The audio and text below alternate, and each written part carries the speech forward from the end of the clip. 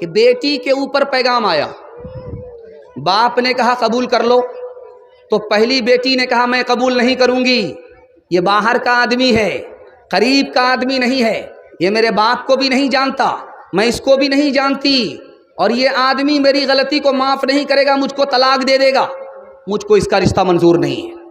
تو باپ نے دوسری بیٹی سے کہا کہ بیٹی اس کا رشتہ منظور کر لو، تو دوسری بیٹی نے کہا کہ میرے اندر تو کوئی کمال ہی نہیں ہے، عیب ہی ہے، مجھ کو یہ معاف نہیں کرے گا، مجھ کو اس کا رشتہ منظور نہیں ہے۔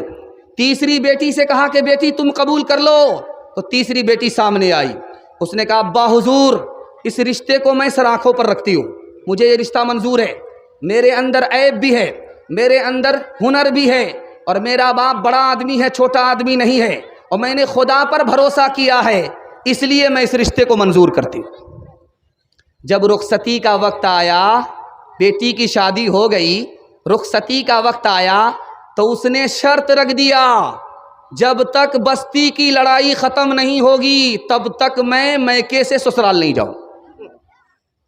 بستی میں 40 سال کی لڑائی چل رہی تھی، 40 سال سے ایک بستی کی لڑائی دوسری بستی سے 40 سال سے چل رہی تھی، تو اس لڑکی نے شرط رکھ دیا میں اسی شرط پر جاؤں گی جب دو بستی کی لڑائی جو 40 سال سے چل رہی ہے ختم ہوگی۔ اب اس کا شوہر سوچتا ہے یار یہ لڑائی جاری رہے گی تو میری بیوی تو رخصت ہو کر کے آئے گی ہی نہیں، 3000 اونٹ لے کر کے وہ دوسری بستی والے کے پاس گیا، کہا ہاتھ جوڑ کر کے کہتے ہیں کہ یہ اونٹ لے لیجئے اور لڑائی کو ختم کیجئے ورنہ میری شادی ادھوری ہی رہ جائے گی، میں بچے کا باپ نہیں بن سکوں گا۔ وہ لڑائی ختم ہو گئی، ایک بچی کی ہوشیاری سے 40 سال کی لڑائی ایک دن میں ختم ہو گئی۔ اللہ ایسی ہونہار بیٹی سب کو عطا فرمائے۔ دھیان سے رکھیے، رشتہ آیا، آپ دیکھیں گے کہ جس کا بچہ کالا ہوتا ہے اس کی ماں اس کو 72 بار صابن لگاتی ہے، کسی طرح یہ کالا بیٹا گورا ہو جائے، لیکن وہ صابن تو کالا ہو جاتا ہے لیکن وہ کالا گورا نہیں ہوتا ہے۔ لیکن ماں کی محبت ہے کہ وہ اپنے کالے بیٹے کو بھی 14ویں کا چاند سمجھتی ہے۔ دھیان سے رکھیے گا، رشتہ آیا، کالا آدمی آیا لے کر کے، رشتہ کالا آدمی لے کر کے آیا، دروازے پر لڑکی کا باپ آیا، اس نے اس کالے آدمی سے کہا کیوں آئے ہو میرے یہاں؟ کہا تیری بیٹی کا ہاتھ مانگنے کے لیے آیا۔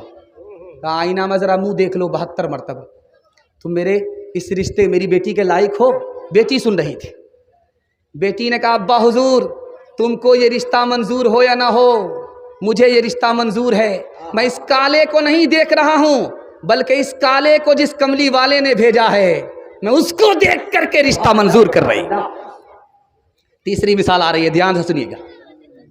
بیٹی کے پاس باپ آیا اور کہا کہ بیٹی خوش ہو جاؤ، تمہارے لیے ایسا رشتہ لے کر کے آیا ہوں کہ بستی میں کسی کو بھی ایسا داماد نصیب نہیں ہوا۔ تو بیٹی نے کہا ابا حضور کیا بات ہے، کیسا لڑکا ہے؟ کہا کہ بیٹی سونار ہے، سونے کی دکان ہے، زیور کی دکان ہے، اس سے تمہارا رشتہ کرنے کے لیے جا رہا ہوں، وہ تمہارے بازو کو زیور سے بھر دے گا، تمہارے کان کو زیور سے بوجھل کر دے گا، بیٹی اس رشتے کو منظور کر لے۔ تو بیٹی نے کہا ابا حضور مجھ کو یہ رشتہ منظور نہیں ہے، وہ لڑکا ضرور ہے، سونے کی دکان ضرور ہے، مجھ کو سونا نہیں چاہیے، نبی کی سنت چاہیے، جب وہ لڑکا اپنے چہرے پر داڑھی نہیں رکھتا، نبی کا لحاظ نہیں کرتا، وہ میرا کوئی لحاظ نہیں کرے گا۔ چوتھا اور آخری نمونہ آپ کی خدمت میں لے کر کے آ رہا ہوں۔ آپ دیکھیں گے کہ جوان بیٹی کی شادی ہونے والی ہوتی ہے، بارات آنے والی ہے، اپٹن لگایا جا رہا ہے لڑکی کو، تو لڑکی مایوس بیٹھی ہوئی رہتی ہے، کچھ نہیں بولتی، اپٹن لگایا جا رہا ہے، محلے کی خاندان کی ساری عورت جمع ہے، ماں بھی جمع ہے، ماں بھی بیٹھی ہے، دادی بھی، نانی، سب، ان سب کے باوجود بھی وہ لڑکی مایوس ہے، کچھ نہیں بولتی ہے۔ جانتے ہیں کیوں؟ دو وجہ سے۔ ایک وجہ یہ ہے کہ اس کو غم ہو رہا ہے کہ 18 سال جس باپ کے گھر میں پرورش پا رہی تھی اس گھر کو دو بول بولنے پر چھوڑنا پڑے، ایک غم تو اس کا ہوتا ہے۔ دوسرا غم جانتے ہیں کس کا ہوتا ہے؟ یہ میری نانی میری تعریف کر رہی ہے، یہ میری دادی تعریف کر رہی ہے، میرے باپ تعریف کر رہے ہیں، میرے خاندان کے لوگ تعریف کر رہے ہیں، ان کی تعریف سے کیا ہوگا، بلکہ میں جس کی دلہن بن رہی ہوں وہ جب تعریف کرے گا تب میں قابل تعریف۔ آخری نمونہ آپ کی خدمت میں آ رہا ہے، بیٹا سے زیادہ آپ بیٹی کو تعلیم دلائیے۔ آپ کو بہو کو تعلیم دینے کی ضرورت نہیں ہے، ماں کو تعلیم دینے کی ضرورت نہیں ہے، ساس کو تعلیم دینے کی ضرورت نہیں ہے، یہی بیٹی آگے چل کر کے ماں بنتی ہے، بہو بنتی ہے، ساس بنتی ہے۔ بیٹی کو آپ زیادہ تعلیم دلائیے، انشاءاللہ تعلیم کم ڈگری زیادہ دلائیں گے، ہاتھ اٹھائیے، دھیان رکھیے گا۔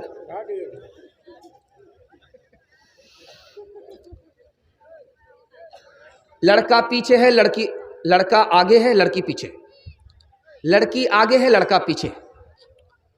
تو لڑکی پلٹ کر کے دیکھا کہ لڑکا میرے پیچھے کیوں آ رہا، تو پوچھا میرے پیچھے کیوں آ رہے ہو؟ کہا میں تم پر عاشق ہوں۔ اچھا عاشق ہو، ابھی 2 منٹ میں پتہ چل جائے گا۔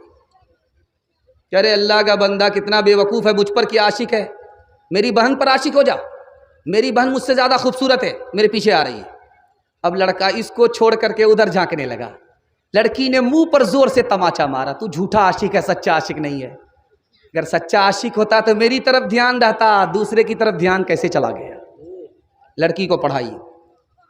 پیر صاحب آئے بستی میں، میرے حصے کا جلسہ مکمل ہو رہا ہے، آپ کو دعا تک جلسے کو مکمل کرا کر کے اٹھنا، جیسے میں مہمان ہوں میرے بعد آنے والے بھی مہمان ہیں، آپ میزبان ہیں، وہ سنائیں گے آپ سنیں گے، تب میزبانی کا حق ادا ہوگا، انشاءاللہ حق ادا کر کے اٹھیں گے، ہاتھ اٹھا دیجئے، مکمل صحیح جا رہا ہے، دھیان سے سنیے گا، جلدی سے نکل جائے گا۔ بستی میں پیر صاحب آئے، عورت کو پتہ کرنا تھا کہ 1 نمبر پیر ہے یا 2 نمبر پیر ہے، تو عورت نے مرد سے پوچھا، پیر صاحب سے پوچھا کہ پیر صاحب آپ 2 نمبر کے پیر ہو یا 1 نمبر کے پیر ہو؟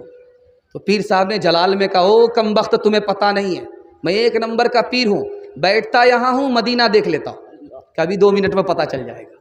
دسترخوان بچھا کر کے عورت نے کھانا رکھ دیا، کہا کہ پیر صاحب یہ کھانا کھائیے، کہا کتنی بدتمیز عورت ہے، یہ روکھا سوکھا دے دیا ہے اور کہہ رہی ہے کھانے کے لیے۔ تو عورت نے کہا کہ آپ 2 نمبر کے پیر ہو، بیٹھتے یہاں ہو، مدینہ نظر آتا ہے، اور چاول میں ترکاری چھپی ہوئی ہے تم کو نظر نہیں آ رہی ہے، تو 2 نمبر کا پیر ہے۔ ایک بات جس مثال پر میں پیغام کو ختم کر رہا ہوں، جس کے لیے میں نے اس موضوع کا انتخاب کیا ہے، اس مثال کو سنا کر کے جلسے کو مکمل کر رہا ہوں، دھیان سے اس کو سنیے گا۔ جب بیٹی سسرال سے میکے آتی ہے تو گھر کی ساری عورت گھیر لیتی ہے، اس سے سوال کرتی ہے کہ بیٹی یہ بتاؤ تمہارا شوہر کیسا تھا؟ تو لڑکی کہتی ہے سبحان اللہ۔ اب اس سے پوچھا جاتا تمہارے سسر کیسے تھے؟ تو کہتی ہے ماشاء اللہ۔ اس کے بعد کہا جاتا ہے کہ سسرال کیسی تھی؟ تو الحمدللہ۔ اب پوچھا جاتا ہے کہ تمہاری ساس کیسی تھی؟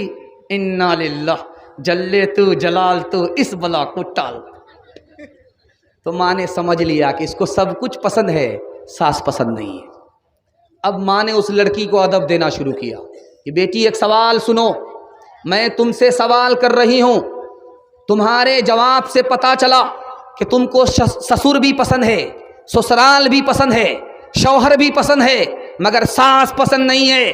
بیٹی انصاف سے ایک میرے سوال کا جواب دو، تم جو میکے سے سسرال گئی ہو تم کو کون لے کر کے گیا ہے؟ تو بیٹی نے کہا میری ساس آئی تھی، مجھ کو پسند کیا تھا اور رشتہ کر کے اپنے بیٹے کے لیے مجھے سسرال لے گئی تھی۔ تو ماں نے کہا انصاف سے بتاؤ بیٹی، اگر ساس نے وہ احسان تمہارے اوپر نہیں کیا ہوتا تو تم کو اچھا سسر نہیں ملتا، اچھی سسرال نہیں ملتی، اچھا شوہر نہیں ملتا۔